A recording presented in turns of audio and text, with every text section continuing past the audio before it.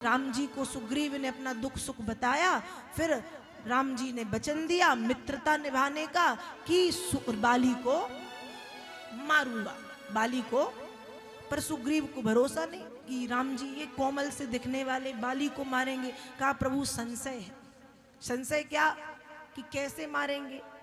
तो प्रभु ये सात ताड़ के वृक्ष लगे हैं एक साथ, और एक साथ एक बाण से इन सात ताड़ के वृक्षों को जो धराशायी करेगा वो बाली को मारेगा। राम जी ने बाली की शंका का समाधान किया सुग्रीव की, वो सात ताड़ के वृक्ष गिरा दिए।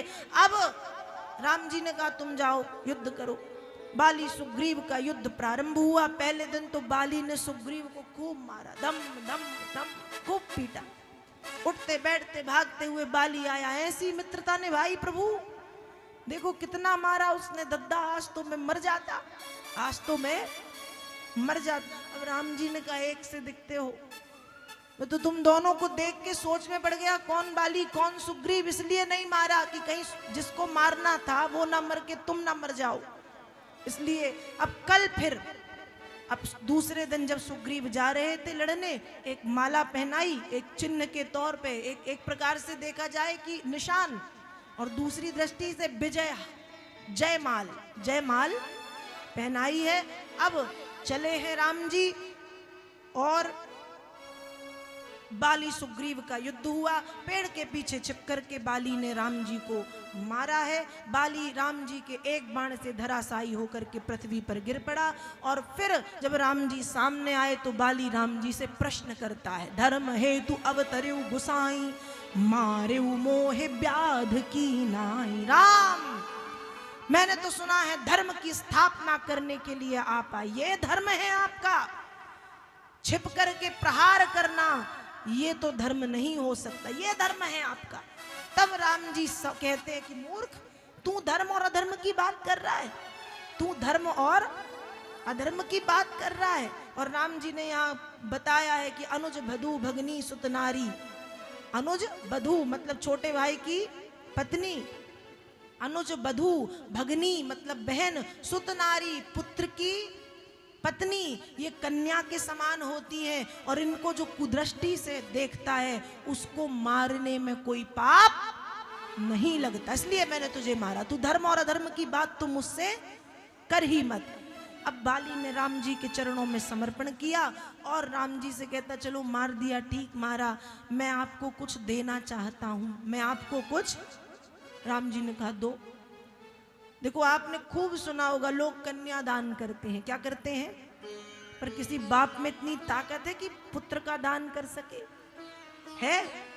कन्या का दान तो सब कर देते हैं, पर किसी बाप में इतना सामर्थ्य नहीं कि पुत्र का दान करे। पर बाली ने अंगद का हाथ पकड़ा और राम जी को पकड़ाया और क्या कह रहा है, यह तनय मम सम बिनय बल कल्याण प्रद प्रभु लीजिए, गहिवाह सुर नर नाह आपन दास अंगद कीजिए, गहिवाह सुर नर नाह आपन दास अंगद कीजिए। मरते समय बाली को सद ज्ञान आया। बाली चाहता तो कह देता ये मेरा पुत्र, इसको राजा बना दो।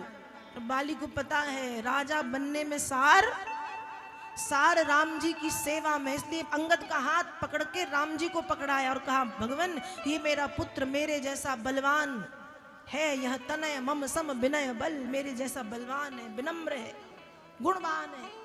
हे प्रभु इसे आप स्वीकार करो। और सिर्फ स्वीकार मत करो, गही बाह, जैसे माता पिता बच्चों की बाह पकड़ के रखते हैं और हर स्थितियों में बच्चों की रक्षा करते हैं, वैसे ही गही बाह, पुत्र मान करके इसका हाथ पकड़ लो, उसकी बाह थाम लो। और गही बाह सुर नर नाह आपन दास अंगद कीजिए, और अंगद को आप अपना दास बना लो। राम जी को अंगद को सौंप करके बाली ने अपने देह का त्याग कर दिया। इस तरह से मित्रता निभा करके जो सुग्रीव को वचन दिया था वो पूर्ण करके बाली को राम जी ने मारा है।